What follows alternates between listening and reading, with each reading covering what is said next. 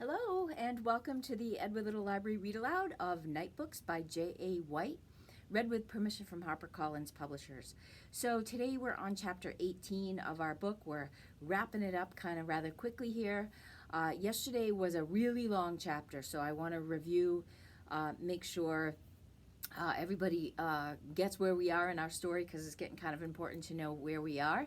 So let's see. Yesterday, and I have some notes here, so I'm going to make sure that I get everything in there. So Alex and Yasmin are ready to put their plan into place, which is to they've made the potion. Or the oil that they're going to use to put Natasha to sleep, hopefully, so that they can get the bone keys off her and they can escape. So let's see. And they know that after they make this plan that there's no turning back because it either works or it doesn't. So they're hoping that their plan works. So Yasmin does what she usually does every night. She makes dinner for Natasha. And the final step is to put a couple drops of oil into her glass of lemonade. But as they do this, they quickly realize that something is wrong. Now, they're already nervous about having to do this. But when they look at the lemonade, they realize something is definitely wrong. So the oil is not mixing in with the lemonade, but instead it's like spreading across the surface of the cup, leaving a greasy kind of scrim from one edge of the glass to the other. And Yasmin quickly realizes that, it's not a mistake that they've made, but just that it's a chemistry problem and that oil doesn't mix with water. And if you've ever tried to do that yourself or mix a salad dressing with oil and vinegar, it's hard to get the oil mixed in. So they think that they quickly think, oh, we got to try to figure out something else. And they're thinking, but as they do that, Natasha enters the room and demands dinner, and she also tells Alex that she has something important to discuss with him after dinner, so time is of the essence, like chop chop. So that leaves no time for Alex or Yasmin to give the vial of oil another look or to put it someplace else, and they believe that their plan has been ruined. Natasha confronts Alex then about what he's been spending all his time during the day doing. She knows he hasn't been writing stories, and that's because the stories in the Nightbook are written in ink, and he doesn't have any pens in the library. So she knows that in the library he hasn't been writing anything because all he has there to write with is a pencil. She knows that she needs to give him some inspiration, perhaps something to help him understand the consequences of not taking his writing duties seriously. So she goes to the china cabinet in the dining room and moves two of the figurines, one to the left and one to the right. And it's almost like she's like leaving a spot, an empty spot for another figurine to go. And it's not clear to either Alex or Yasmin what Natasha's plans are, but they think that one of them is going to probably become a glass figurine before the night is through. Natasha then demands more lemonade to drink before her story, so she sends Alex back to the kitchen to get that. Alex quickly roots around in the kitchen looking for the vial, but it's gone. It's totally gone. He can't find it. And if you remember from yesterday, when all of that happened, Yasmin had quickly put it behind like a jar of oregano or something, and he looks there and he cannot find it, but he has to also be very quick. So they're both convinced that Natasha has it and that probably she's known about their plan all along. So that they're kind of like bummed, definitely. After dinner, he watches Natasha ease into her chair and start the oil diffuser, getting ready for her story. Alex tells her that really long story about the bunk bed. And despite everything, at the end of the story, he's still kind of curious as to whether she likes it or not. But so he goes to ask her, did you like my story? But when he looks at her, her eyes are closed, and suddenly she starts snoring. It's like she's asleep, or she seems to be asleep. So Alex and Yasmin, they can't believe it. They don't know how it happened, but they know it may not last long. So they quickly make a plan on how to get the bone keys away from her, which they're in her pocket. Yasmin, of course, is successful in getting the keys, but the mystery of how she fell asleep is still nagging at Alex. It doesn't make any sense to him because he knows that Yasmin or him didn't do anything. So it's kind of like he doesn't quite get it. So he gets on the floor. He kind of has an idea. He gets on the floor and he's kind of searching around on the floor, and suddenly he's tapping around Natasha's chair, and suddenly he feels it. And it's Lenore, sleeping, the cat. They grab Lenore and leave, and they realize that it was Lenore who saw all of this happening, and Lenore the cat took the vial and dropped some of the oil into Natasha's oil diffuser. That's why they were both asleep. So Natasha was asleep and Lenore was asleep, because then she was trapped in the room with Natasha. So they grab Lenore and they leave. They grabbed food, water, and their coats, because they knew they would be heading out maybe into a forest. Yasmin, but they're not sure if the bone keys are going to even work. So they, Yasmin goes up to the door, the crescent-shaped lock. She inserts the bone key turns, and voila, the door opens. So that is where we left off yesterday. So they're standing right at the threshold of the door, and now chapter 18 is called The Other Side. And this is a much shorter chapter. So Alex stepped over the threshold and into a forest that stretched out in every direction. Tall pine trees seemed to touch the night sky. He instantly felt woozy. The amount of open space was overwhelming, like a burst of oxygen after holding your breath for a long time. "We're outside," he said in disbelief. Yasmin shuffled past him, gazing up at the sky in open-mouthed wonder. Suddenly she fell to her knees. There were tears flowing from her eyes. "I can't believe it," she said. "After all this time, I never thought I would see trees again." "Same here," Alex said. He wiped away a stray tear from his own eye. "Yasmin?" She looked up. "Can you lock the door, please?" he asked. With a startled gasp, Yasmin stumbled to the doorframe that sat in the center of the clearing. From the sides and back, it didn't look special at all, just 3 wooden beams nailed together in a rectangular shape. It was only by looking through the frame dead on that one was able to see the hallway of the apartment. Yasmin closed the door and turned the bone key. The lock clicked into place. "Do you really think that's going to keep her out?" she asked. "I hope so," Alex said. "Those keys seem pretty one of a kind, but who knows? Maybe Natasha has an extra set somewhere." "Well, let's make sure we're long gone by then," Yasmin said. Alex looked around. The trees that surrounded them were packed closely together, except for a small gap directly across from the door. A path led into deeper darkness. "Guess we're going that way," he said. They left the clearing and passed between the trees. There were no stars in the sky, making it difficult to see. The twisting trail was just wide enough for the two of them to walk side by side, their footsteps muffled by pine needles. "Why isn't it cold out?" Yasmin asked. The forest, especially at night, should have been freezing this time of year, yet the air was warm and balmy, without a single breeze to stir the trees. "We passed through a magic portal," Alex said. "We could be anywhere in the world right now, someplace warm." But Yasmin didn't seem to be listening to him. Her attention was elsewhere. "That's widow's grub," she said, pointing to a yellow fungus growing at the base of a tree. It glowed gently, providing a little light for them to see. Oops, sorry, gotta turn the lights back on. Whoop.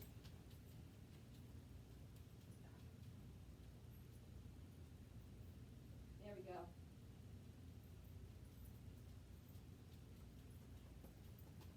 Wow, that's weird. It's always weird when it does that. Okay, sorry about that. So Yasmin is saying, "That's widow grub," she said, pointing to a yellow fungus growing at the base of a tree. It glowed gently, providing a little light for them to see. "And look over there, that patch of purple flowers? Sunken lily.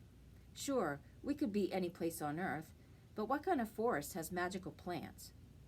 "This must be where Natasha gets her ingredients," Alex said. "You didn't answer my question." "I don't know," he said. "All we can do is keep—" A branch snapped, cutting through the eerie silence of the forest like a gunshot. "What was that?" Yasmin whispered. "Do you think Natasha's awake already?" Alex shook his head. That didn't come from the direction of the door, he said. It's probably just an animal or something. What kind of animal? They heard a second branch snap, a third, and then, as if some sort of gate had been lifted, an avalanche of sounds, rustling, clicking, the clap of approaching footsteps. It wasn't just one animal, it was an entire herd, and it was heading in their direction. They ran. Alex heard movement to his left and saw an odd-shaped pair of red eyes following him from between the trees. They bobbed up and down, as though the owner of the eyes was galloping. A horse? Alex thought. He turned his head to get a closer look and nearly lost his balance. Just keep moving, he thought, focusing on the trail. Carrying Lenore was starting to take its toll. His legs were weak and rubbery, his heart an angry prisoner drumming fists against its cage. More creatures joined the ones hunting them, their hoofbeats rising to a deafening crescendo. It was like being trapped in the middle of a stampede. They're so close, he wondered. Why don't they attack? He tripped. As he fell, Alex used his arms to cushion Lenore and landed hard on his elbows. They rang out in excruciating pain. He lay there for a few moments, tasting blood in his mouth. The creatures came to a halt around him. Alex turned his head and saw narrow white legs standing just beyond the path. He looked up. The thing staring down at him was cut from the fabric of nightmares. It had the body of a horse, but its black hair was missing in patches, revealing large swaths of oozing skin. One eye was the size of a coffee saucer, the other no bigger than a quarter. Both were red. The worst part, however, was the black horn that protruded from the top of its head, as sharp as any blade. It's a unicorn, or at least it used to be. Alex's fertile mind instantly recognized that there were connections to be made here. A girl who loves unicorns, deformed, unicorn-type creatures. It was too strange and specific to be a coincidence. Solving that mystery would have to wait, however. Right now, he needed to focus on staying alive. At least 24 unicorns were packed together along each side of the path, like a crowd gathered at a zoo exhibit. As one, they bent their heads and speared their horns forward. Alex screamed, certain that he was about to be impaled in several places, but the sharp tips of the horns fell just short of his body. He looked at the unicorns in bewilderment as they readied themselves for a second attack. All they have to do is take a single step forward, Alex thought. Why do they keep their distance? They jabbed again, fell short. Gathering his senses, Alex noticed that their horns never crossed the clearly defined line separating the path from the forest. It was as though there was an invisible wall there. Magic, Alex concluded. He scooped up Lenore and got to his feet. Yasmin had stopped about 10 yards ahead of him. A second pack of unicorns surrounded her, pressing as close to the trail as possible without actually setting foot on it. Yasmin turned from side to side, unsure what to do. There was a bloody gash on her arm. "Stay on the path," Alex exclaimed. "They can't reach you there." Alex took a few hesitant steps forward. The unicorns followed him by shuffling their feet to the side. Their horn jabs grew frenzied and desperate. Yasmin waited for him until he caught up. "What are these things?" she asked. "Monsters," Alex said. "No time to figure it out now. As long as we stay on the path, we should be safe. Well, maybe not safe exactly. More like not dead." "Close enough," said Yasmin. "Your arms must be killing you. Let's trade." Alex was too tired to argue. He gratefully exchanged Lenore for the backpack full of supplies. After that, they navigated the trail at a half jog, too nervous to run and risk falling. The unicorns kept pace. Every so often, one of them jabbed too far and recoiled in agony as silver light sparked from its horn. Maybe the unicorns attack anyone who comes here, Alex thought, including Natasha. That would explain why there's a protection spell on the path. But then, why doesn't she just kill the unicorns and be done with it? That seems more Natasha's style. And what does this all have to do with Unicorn Girl? Alex's stomach churned as a horrible thought occurred to him. Did Natasha turn the poor girl into one of these monsters as a special punishment when she tried to escape? What about the other unicorns? Are they all prisoners too? Alex's head spun. By opening the door to the outside world, he had somehow found more questions than answers. The trail narrowed. Less than a foot separated them from the unicorn horns now. Alex felt like he was walking through a cave, booby-trapped with spikes. Still think we're in a regular old forest? Yasmin asked, carefully placing one foot in front of the other, as though walking along a tightrope. We're outside the apartment, Alex said. At least that's... He nearly fell backward as the lead unicorn kicked its front hooves into the air and neighed. The others joined in, a shrill, sad chorus. Alex covered his ears. The unicorns spun in circles, bit one another, rammed trees with their horns. Finally, they pranced away like deer fleeing a hunting party. What was that? Yasmin asked. Something spooked them. Yasmin looked nervously into the trees. I don't see anything. You think it's Natasha? Lenore's not awake yet, Alex said. That means Natasha should still be asleep too. Or maybe the sleeping oil affects people and cats differently, Yasmin said. Who knows? They don't exactly teach you this stuff in school. She exhaled with relief. At least the monsters are gone. Yeah, Alex said, scanning the trees. But what could have made them react that way? He noticed a tree in the distance whose bark had been gouged away. There was something underneath it. Pretty weird that it's unicorns, don't you think? After we read that in the library? This whole thing is weird, but yeah, we're missing something. What is that? Alex wondered, looking closer at the tree. He cleaned his glasses on the bottom of his shirt, and then, looking left and right as though crossing the street, stepped off the path to get a better look. Hey! Yasmin exclaimed. What are you doing? Those things might come back. He saw what lay beneath the bark. For a few moments, he couldn't breathe. A heavy gloom cloaked his heart. Please don't be true, he thought. Please, just be my overactive imagination doing its thing. Look, he said, pointing at the tree. Do you see it? The shocked expression on Yasmin's face was all the confirmation he needed. That's why it isn't cold, he thought. That's why there aren't any stars in the sky. That's why magical plants grow here. Beneath the bark of the tree was a second skin, red wallpaper with a black floral pattern. We're still in the apartment, Yasmin said. We never left.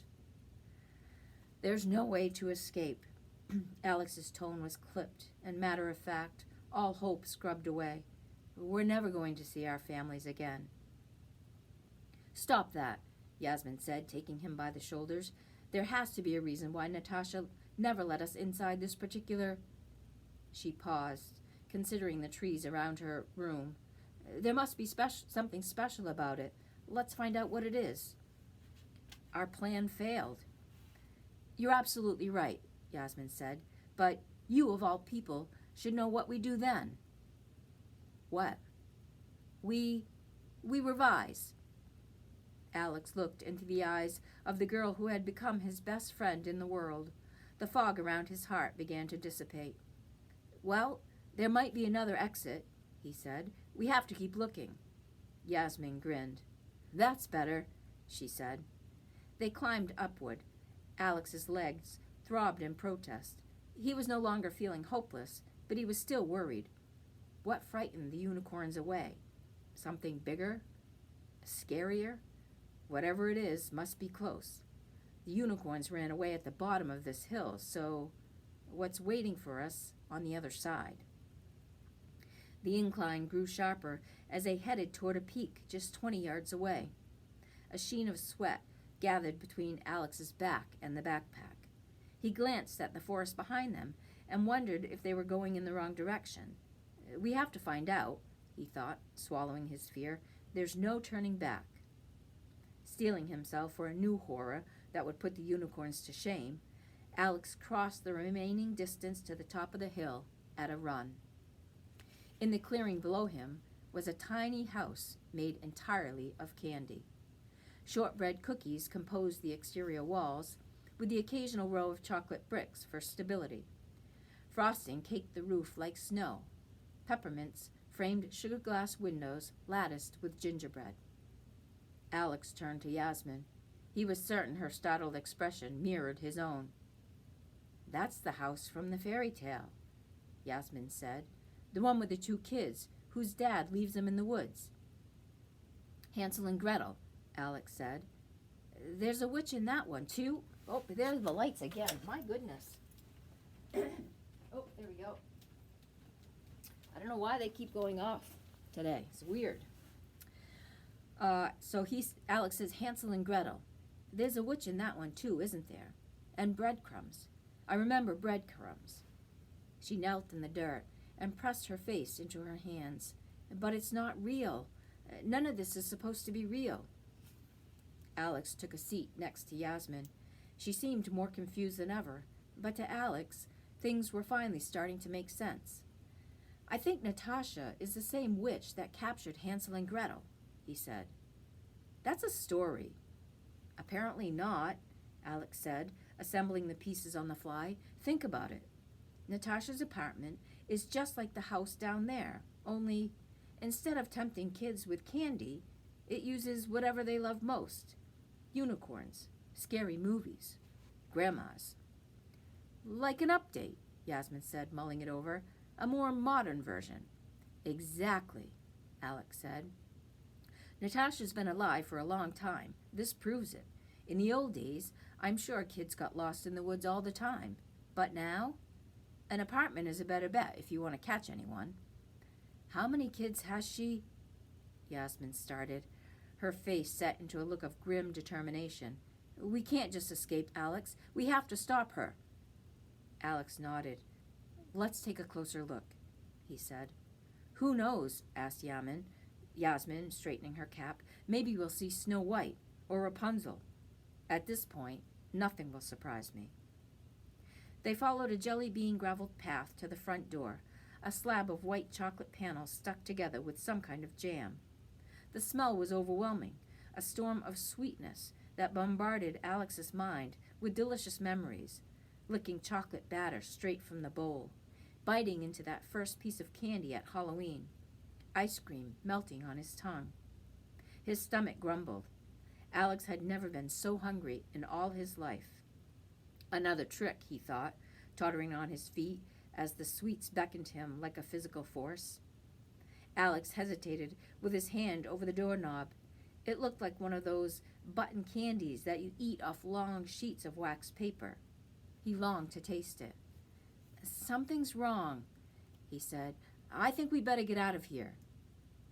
Yasmin didn't respond. He turned around and saw her shoveling giant marshmallows into her mouth. "I'm sorry," she said. "So hungry. I can't stop. I can't."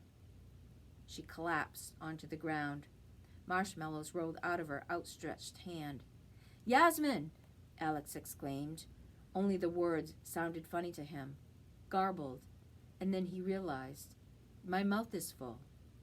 He tasted something blissfully sweet and saw the candy doorknob in his hand, or rather, half the candy doorknob. "I don't even remember taking a bite," he thought, still chewing. A soothing warmth spread throughout his body. He fell. Whoa! Okay, well, that's the end of chapter 18 for today. Again, it's getting really, really dicey here. We will continue right back here tomorrow afternoon at 3 o'clock.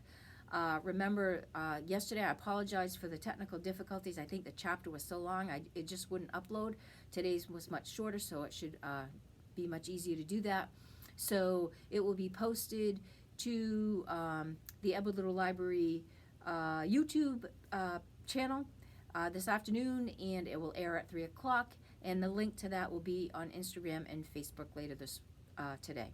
So have a great afternoon, everybody. Thanks for joining in, and I hope you can stay tuned for the rest of this exciting book. Have a great day.